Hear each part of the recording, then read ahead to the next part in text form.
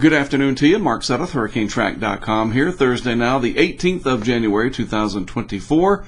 Back from the Great Lakes area where I was covering Lake Erie, lake effect snow in the Buffalo area.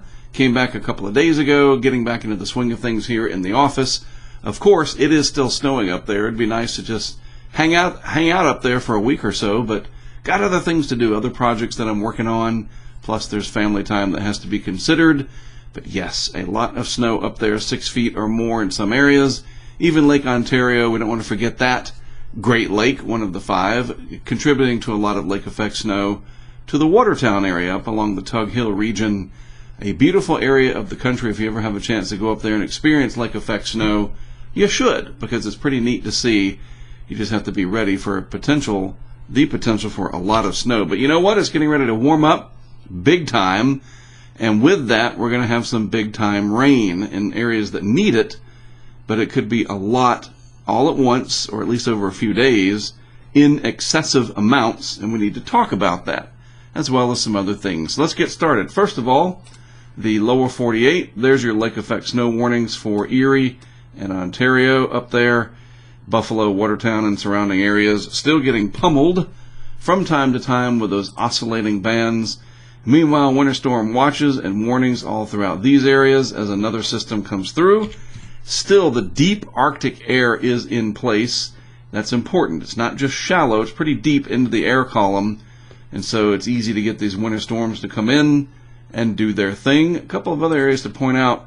These are important. These little blue areas right here, these are avalanche warnings. All right, so parts of Idaho there. Western Wyoming, maybe a little bit too much snow in some of those areas, so be careful of that if you're out and about through the backcountry. So yeah, the lower 48 is still active, and we're getting ready to switch. We're going to change these colors that are wintry, and we're going to start seeing more green, which is going to be rain-induced problems coming up. First, let's take a look at the satellite imagery here, and you can see what's happening. Still a pretty prominent subtropical jet sneaking and snaking its way through the southern tier.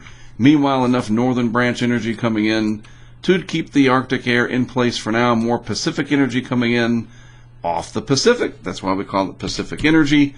And other than that, it's just status quo here as we get towards the end, almost to the last third of January. But changes are afoot. We are going to have a big warm-up coming, and I'll show you that as we progress here. First of all, let's just look at the GFS real quick over the next week.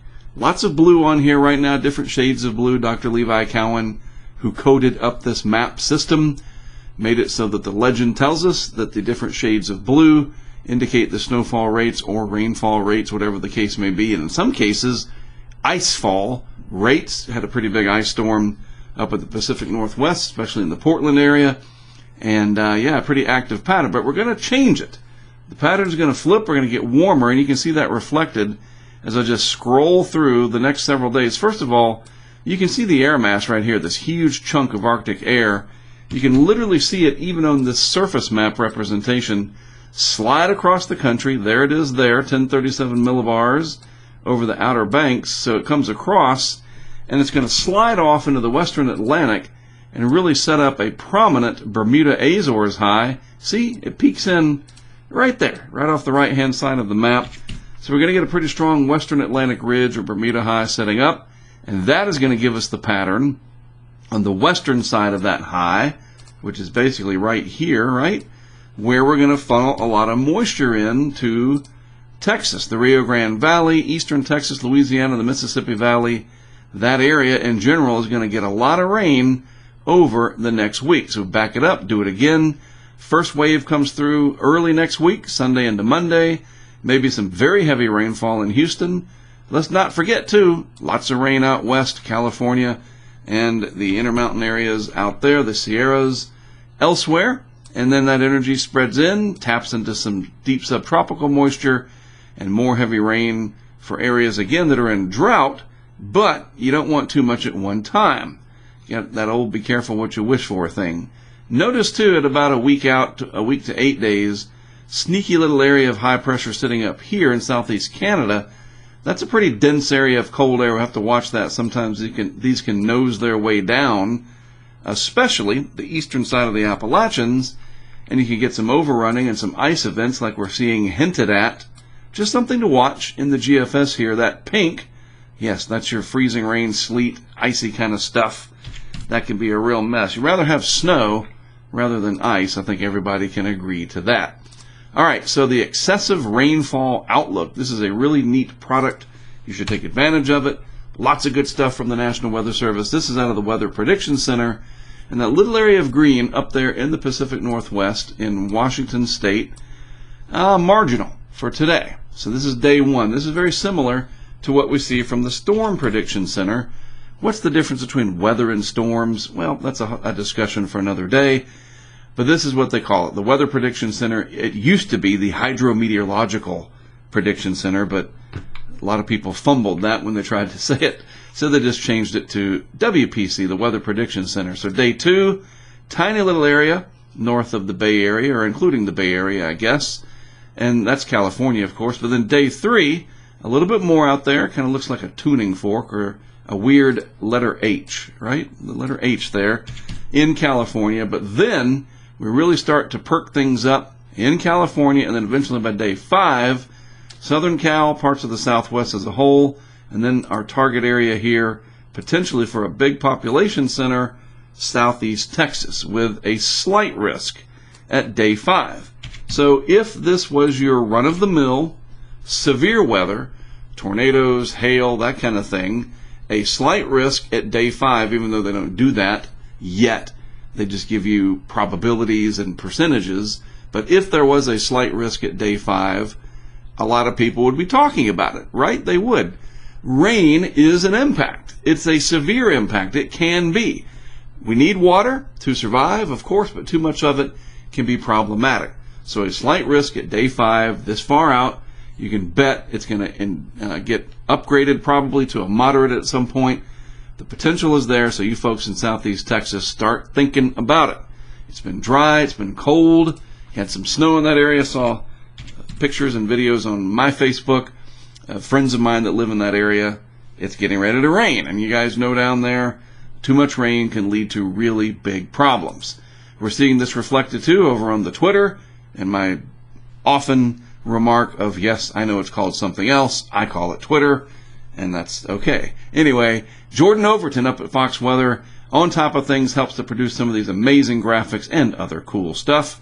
Not surprising to see, Jordan says, the trends and odds towards a warmer and wetter area, pattern for the south heading into late January into February, with the NAO, that's the North Atlantic Oscillation, and the Arctic Oscillation, has to do with upper air patterns and stuff like that, going positive.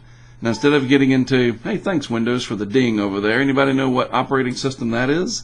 You probably do. Which version of Windows? Anyway, if you heard it, latest from the National Weather Service Climate Prediction Center, maps tell the story. And then, of course, he can take that information and then turn it into a nice map here that Fox Weather can display.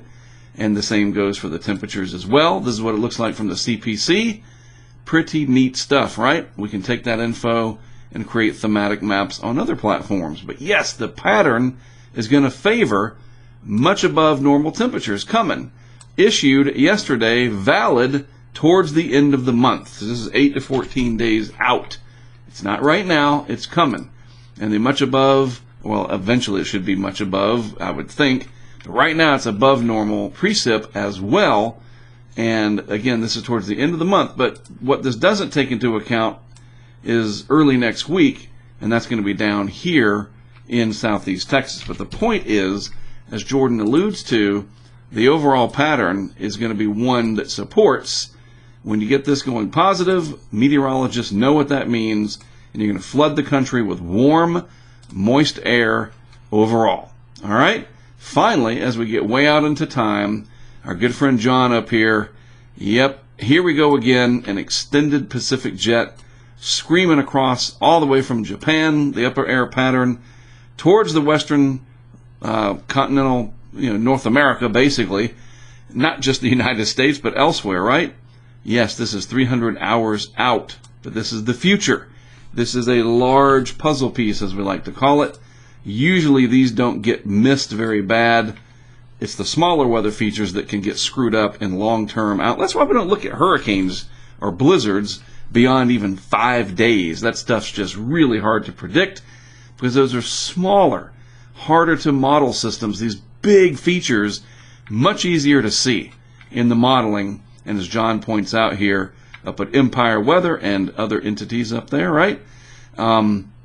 He knows what he's talking about. And we saw this several weeks ago, and people were hemming and hawing over it. And what did it do? It flooded the lower 48 and pretty much all of North America there with warm Pacific air, lots of energy, lots of storminess, but it didn't snow much because the Arctic air was shut off. So this is not a good sign if you like the winter stuff.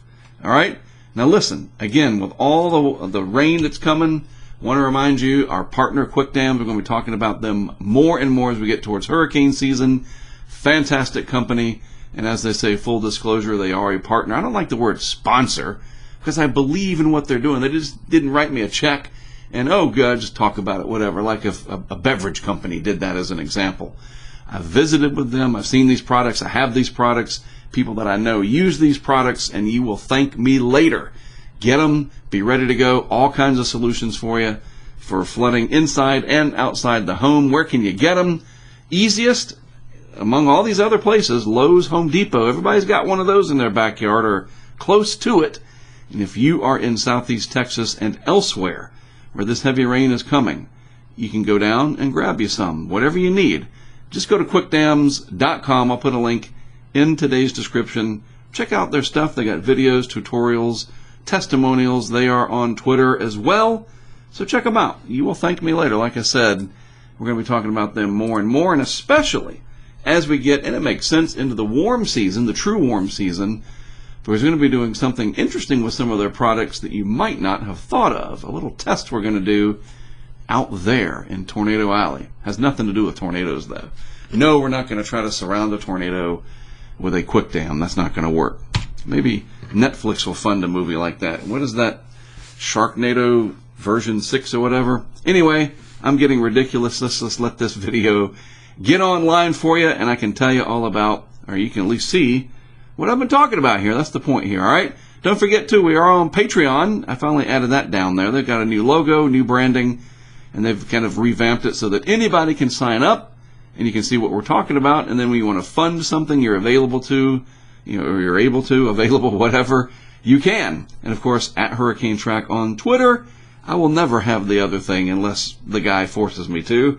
And on YouTube, the guy. Subscribe, like, and share. You know the drill. It helps us to grow and get this information out to more people, and I enjoy doing that very, very much. All right? Have a great rest of your week. I'll be back on Monday. We'll talk about the weather that's coming up that day, the rest of the week ahead, and, of course, a look at the tropics, because hurricane season, closer than you think, and we'll talk about that on Monday. All right? From all of us at Hurricane Track, again, I'm Mark Sutter. Thanks for tuning in. I'll see you on Monday.